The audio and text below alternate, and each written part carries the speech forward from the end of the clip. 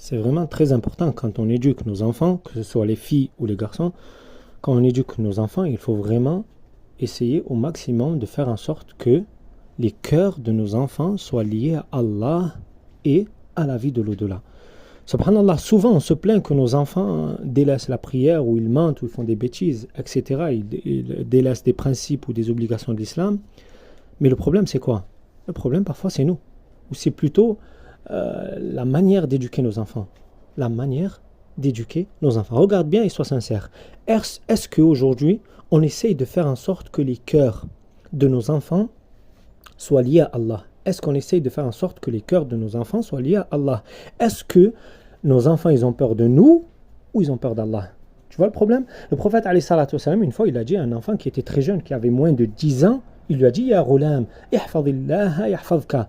احفظ الله تجده تجاهك إذا سألت فاسأل الله وإذا استعنت فاستعن بالله واعلم أن الأمة لو اجتمعت على أن ينفعوك لم ينفعوك إلا بشيء قد كتبه الله لك إلى آخر الحديث. Il lui a dit, oh mon enfant, oh petit, crains Allah, protège la religion d'Allah, Allah va te protéger. Tout simplement, Allah va te protéger. Et quand tu demandes une chose, demande à Allah. Demande à Allah. Et quand tu as besoin d'aide, demande l'aide à Allah. Et sache que si toute l'humanité voulait te faire un bien, il pourrait rien te faire.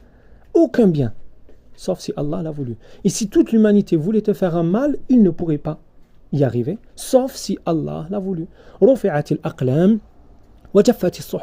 Les plumes ont été levées et l'encre a séché. Toute chose n'arrive que par la permission d'Allah. Une fois le prophète alayhi salatu wassalam a parlé à sa fille, lui a informé que lui, il allait mourir et qu'elle ensuite, elle allait mourir. Donc forcément, elle a pleuré, elle a pleuré, c'est sûr et certain. Mais après, elle a ri ou elle a souri. Comment il a fait pour la réconforter aussi rapidement et parfaitement? Il lui a parlé de quoi? Il lui a parlé de l'au-delà. Il lui a parlé d'Allah. Il lui a parlé du paradis.